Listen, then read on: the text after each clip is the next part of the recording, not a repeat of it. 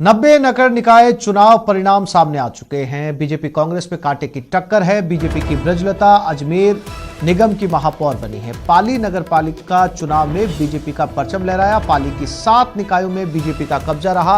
48 स्थानों पर कांग्रेस का बोर्ड बनने का दावा किया जा रहा है। तो लगभग निकाय चुनाव से नगर निकाय चुनाव में तस्वीर बिल्कुल साफ होती नजर आ रही है।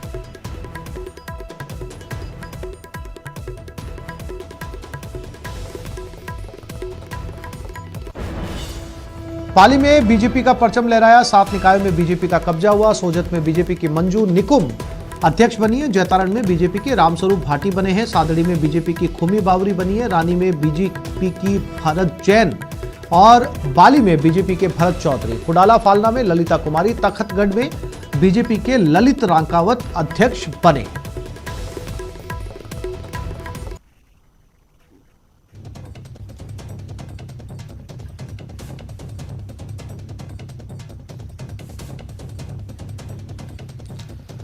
तो 90 नगर निकायों में चुनाव परिणाम लगभग सामने आ चुके हैं और इन चुनाव परिणाम के नतीजे बताते हैं कि बीजेपी और कांग्रेस के बीच कांटे की टक्कर है।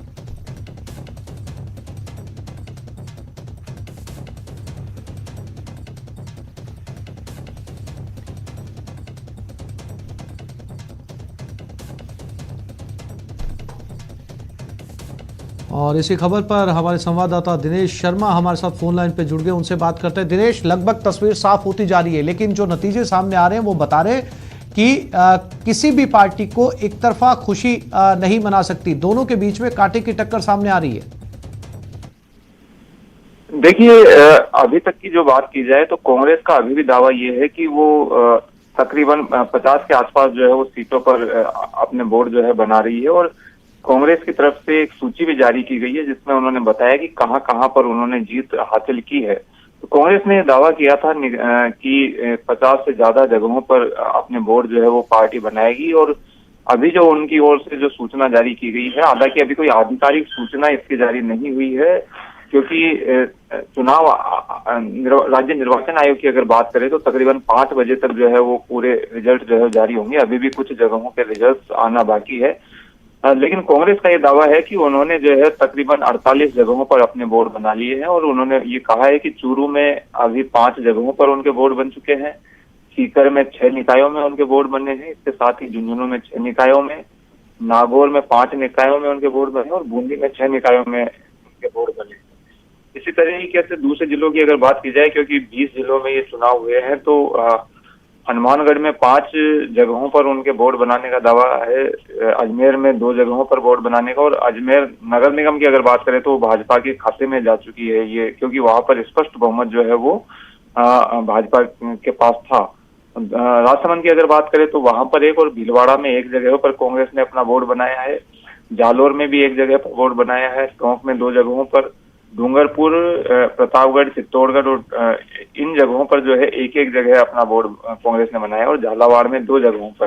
तो कांग्रेस का ये दावा है कि उन्होंने जो कहा था पहले कि तकरीबन 50 से ज्यादा जगहों पर उनके बोर्ड बनेंगे, तो उस दिशा में कांग्रेस बढ़ रही है। और अभी कुछ नतीजा आना बाकी है और जो उनके द्वारा दावा किया गया था उन पर वो खरे साबित होंगे। तो इस तरह की बात जो है कांग्रेस की ओर से फिलहाल कही जा रही है।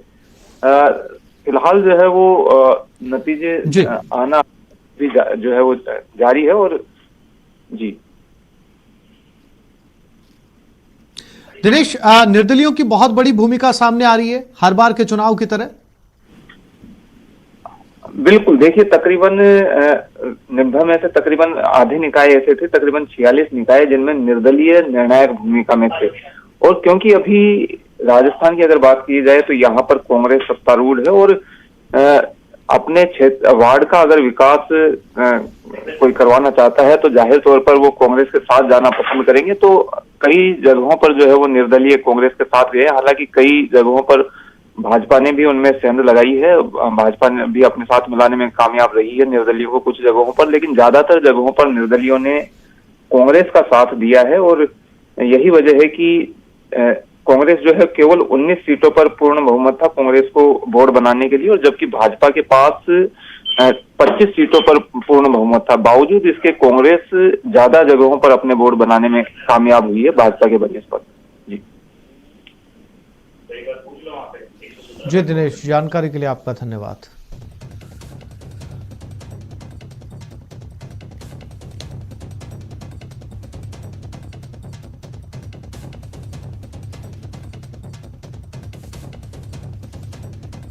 नब्बे निकायों के चुनाव परिणामों में कांग्रेस का दावा कि लगभग 50 सीटों पर वह अपने बोर्ड बनाएगी।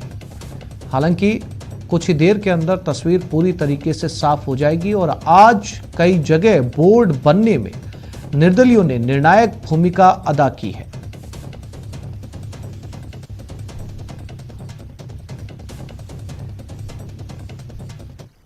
आभार व्यक्त करती हूँ सारे कार्यकर्ताओं का और पार्टी का भी।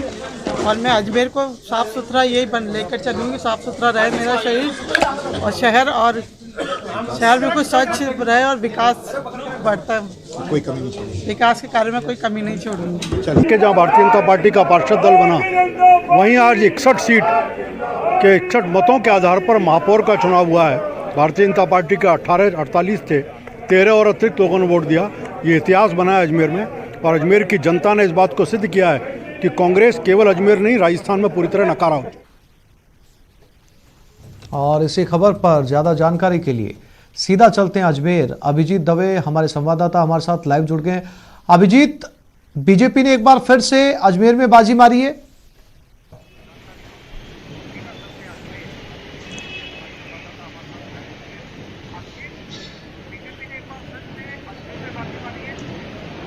देखिए आसिफ, बिल्कुल भारतीय जनता पार्टी ने अजमेर की 5 निकायों में जहां चुनाव संपन्न हुए थे, जिसमें से अजमेर नगर निगम, किशनगढ़ नगर परिषद, केकड़ी नगर पालिका, सरवाड़ नगर पालिका और विजयनगर पालिका, इन 5 निकायों में से 3 निकायों पर भाजपा ने अपना बोर्ड बना लिया है। जहां तक बात अगर अजमेर नगर निगम की करें तो यहां पर 80 वार्डों के लिए बहुमत की जरूरत थी, 41 की, भाजपा को मिले थे 48, यानी कि स्पष्ट बहुमत भाजपा को मिल गया था। लेकिन आज जब मेयर के लिए मतदान हुआ तो भाजपा को इन 48 से कहीं ज्यादा 61 वोट भाजपा उम्मीदवार ब्रजलता हाडा को मिले हैं, जिसमें साफ तौर पर जो 13 निर्दलीय जीत कर आए थे, उन 13 के 13 निर्दलियों ने भाजपा के समर्थन में अपना मतदान अजमेर नगर निगम में किया है। और यही कारण रहा कि कांग्रेस प्रत्याशी जो थी द्रौपदी देवी, उन्हें महज 19 वोट ही मिल सके। कांग्रेस बेशक दावा कर रही थी कि निर्दलीय उनके समर्थन में आएंगे, जबकि 3 ऐसे वार्ड थे, वार्ड नंबर 11, 12 और 13, जो मुस्लिम बाहुल्य इलाके के थे, जहां पर कांग्रेस ने अपने उम्मीदवार अधिकृत रूप से घोषित भी नहीं किए थे। और यह कहा गया था कि जो भी वहां पर चुनाव जीतेगा वो कांग्रेस पार्षद का हकदारी होगा।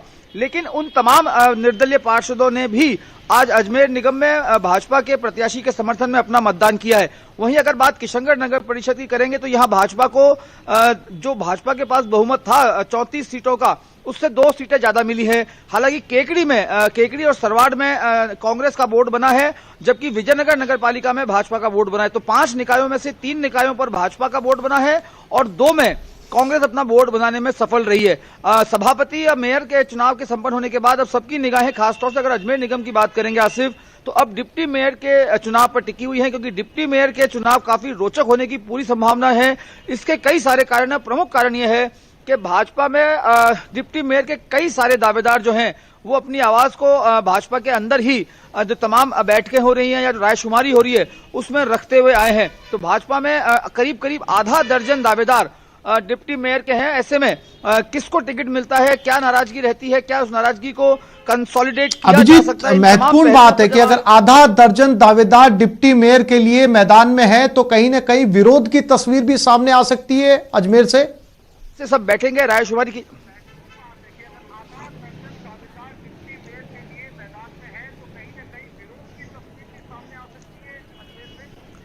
देखिए जाहिर तौर पर यही सवाल जो है पत्रकारों ने अरुण चतुर्वेदी से किया था, तो उनका सीधा तौर पर यह कहना था कि मेयर पद के लिए भी 1 से ज्यादा दावेदार जो हैं भाजपा में निकलकर सामने आए थे, लेकिन भाजपा पार्टी ने आपस में रायशुमारी करके तमाम जो दूसरे दावेदार थे उन्हें मना लिया था और सबने एकजुट होकर इस चुनाव में जो मेयर पद की प्रत्याशी घोषित हुई थी ब्रजलता हाडा, उन्हें वोट किया है और न सिर्फ 48 वोट जो बीजेपी के जीत के आए थे, बल्कि 13 और निर्दलीय जिनका समर्थन भाजपा को मिला है। तो इस वोट गणित से भाजपा काफी उत्साहित है कि डिप्टी मेयर के इलेक्शन में भी कहीं कोई दिक्कत, कहीं कोई बाधा उत्पन्न नहीं होगी और भाजपा बहुत आसानी से अजमेर नगर निगम में अपना डिप्टी मेयर बना लेगी। लेकिन यहां पर सबसे गौर करने वाली बात आसिफ यह है कि कांग्रेस की ओर से डिप्टी मेयर के लिए हालांकि अभी तक अधिकृत रूप से घोषणा नहीं हुई है, लेकिन कांग्रेस की ओर से सबसे प्रबल दावेदार के रूप में गजेंद्र सिंह रलावता का नाम सामने आ रहा है, जो नगर निगम में उपायुक्त पद पर भी रह चुके हैं और कुछ महीनों पहले ही रिटायरमेंट के बाद उन्होंने कांग्रेस सिंबल पर चुनाव लड़ा था और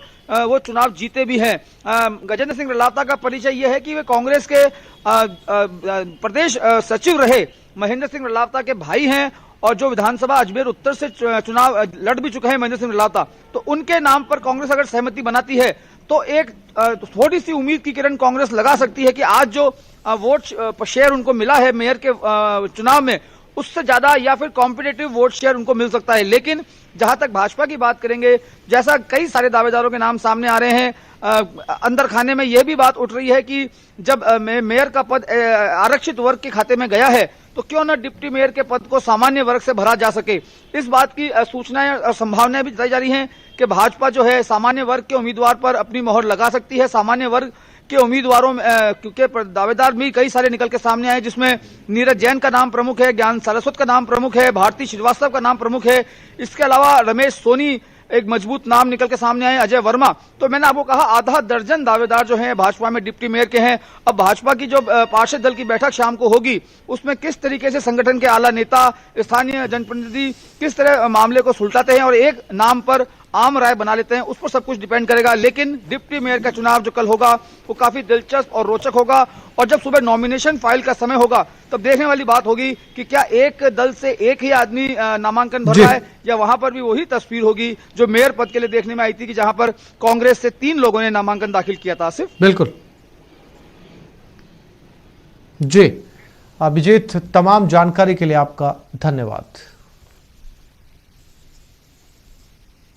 तो अजमेर में तस्वीर लगभग साफ हो चुकी है डिप्टी मेयर को लेकर। जैसे कि हमारे अजमेर संवाददाता बता रहे हैं कि आधा दर्जन से ज्यादा लोग मैदान में हैं और डिप्टी मेयर को लेकर किस बात पर फैसला होता है, इसके साथ ही साथ कांग्रेस भी कमर कस रही है डिप्टी मेयर को लेकर। तो क्या कुछ निकलकर सामने आता है ये देखना दिलचस्प होगा। हालांकि मेयर के पद पर चुनाव कर लिया गया है।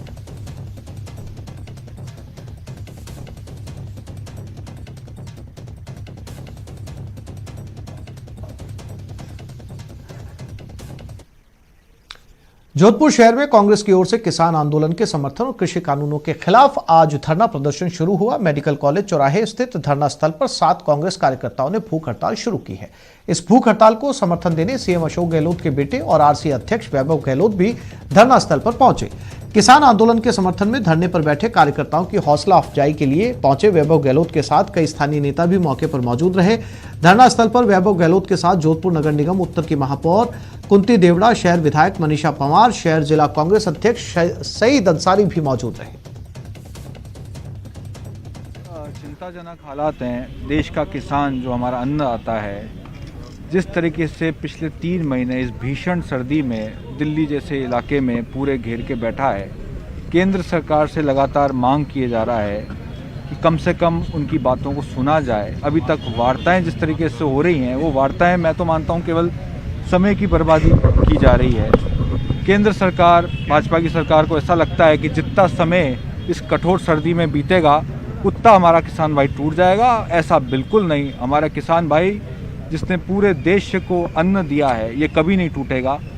खुद माननीय मुख्यमंत्री जी ने आह्वान किया कि कहीं कोई गलती हो जाती है किन्हीं कानूनों के ऊपर और उनको अगर वापस भी लिया जाता है तो इसमें कोई गलत नहीं है। हम सब उस बात का स्वागत करेंगे। हमारे अध्यक्ष, हमारे आदरणीय डोटासरा जी ने तमाम जिला कांग्रेस कमेटियों को भी आह्वान किया था। हमारे नेता आदरणीय राहुल गांधी जी पिछले 3 महीने से इसी मुहिम में लगे हैं कि किस तरीके से किसान भाइयों को न्याय मिले।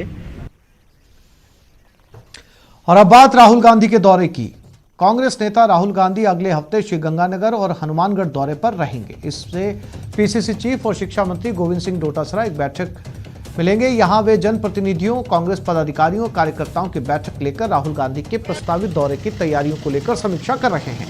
इस दौरान राजकुमार गौड़ ने कहा कि कांग्रेस के वरिष्ठ नेता राहुल गांधी कृषि आंदोलन को गति देने के लिए गंगानगर हनुमानगढ़ में एक सभा को संबोधित करेंगे। वहीं राहुल गांधी के दौरे के संकेतों के चलते कांग्रेस कार्यकर्ताओं में खुशी की लहर।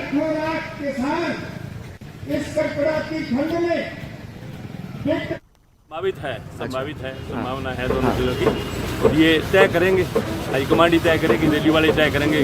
तो ये दौरा केंद्रीय कृषि कानूनों के विरोध में ही है? बिल्कुल कृषि कानूनों के विरुद्ध और किसानों को मजबूती देने के लिए राहुल जी आ रहे हैं। राहुल जी जो लड़ाई लड़ रहे हैं किसानों के लिए, किसानों को और मजबूती दे के ये बतावे कि पूरी कांग्रेस किसानों के साथ खड़ी है, ये बताने के लिए राहुल जी आ रहे हैं। चिकित्सा राज्य मंत्री डॉक्टर सुभाष गर्ग ने अपने भरतपुर दौरे के दौरान कई कॉलोनियों का जायजा लिया और कॉलोनियों की समस्याओं को जानकर अधिकारियों को आवश्यक निर्देश दिए। डॉक्टर गर्ग ने शहर की बसंत विहार कॉलोनी, दीनदयाल नगर, संजय नगर, विकास नगर, कंपनी बाग सहित अन्य क्षेत्रों में जर्जर सड़कों की हालत को देखकर सड़कों का निर्माण कराने के नगर निगम अधिकारियों को निर्देश दिए। साथ ही खाली पड़े प्लॉटों के मालिकों को नोटिस देकर निर्माण कराने के लिए भी अधिकारियों को आदेश दिए ताकि जल भराव की समस्या से निजात मिल सके। बाद में मंत्री ने कई गांवों में पहुंचकर किसान संवाद कार्यक्रम को संबोधित किया। वार्डों का दौरा किया है जिसमें प्रमुख रूप से किशनपुरा है, बसंत विहार है, संजय नगर है, विकास नगर है, दीनदयाल नगर है, कंपनी बाग है। यहाँ जो हालत है सड़कों की और नालियों की काफ़ी ख़राब है, तो हमने मेयर साहब ने निगम के अधिकारियों के साथ और पार्षदों के साथ यहाँ का दौरा किया है। सारी चीज़ें हाईलाइट कर ली गई हैं, आइडेंटिफाई कर ली गई हैं, और मैं उम्मीद करता हूँ जल्दी से जल्दी मई-जून तक जो है हम इस प्लान को डेवलप करके और सड़कों का और नाली का निर्माण का कार्य कराएंगे। हमने आपको हमारे खास कार्यक्रम बायजूस यंग जीनियस में मिलवाया बायजू के यंग जीनियस जुनैरा से। आइए दिखाते हैं हमारे कार्यक्रम में आने के बाद कैसा रहा उनका अनुभव।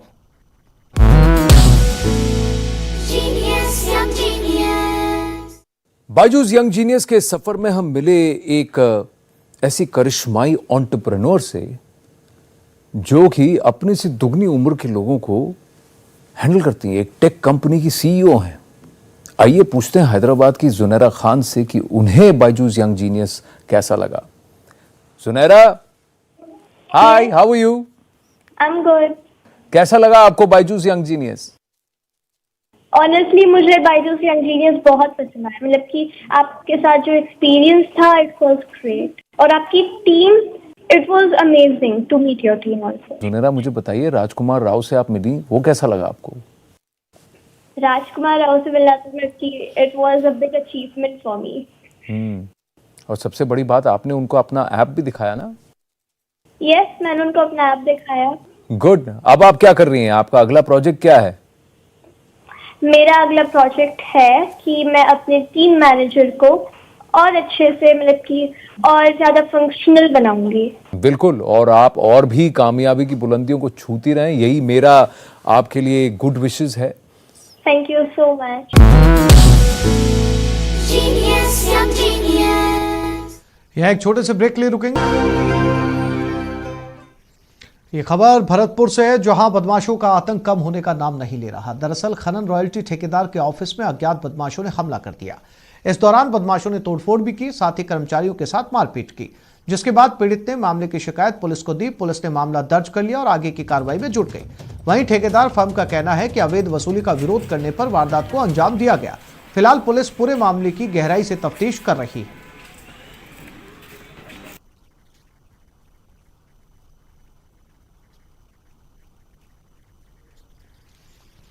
कोटा में हॉस्टल और पीजी संचालक स्टूडेंट की जिंदगी से खिलवाड़ कर रहे हैं। इसी को ध्यान में रखते हुए उत्तर नगर निगम के अग्निशमन विभाग अग्नि सुरक्षा मापदंडों को जांचने का अभियान चलाया हुआ है, जिसमें यह मामला सामने आया। सहायक अग्निशमन अधिकारी देवेंद्र गौतम के नेतृत्व में लैंडमार्क सिटी इलाके में 22 हॉस्टल, होटल, पीजी का निरीक्षण किया गया। सभी में अग्नि सुरक्षा मापदंड की कमी पाई गई।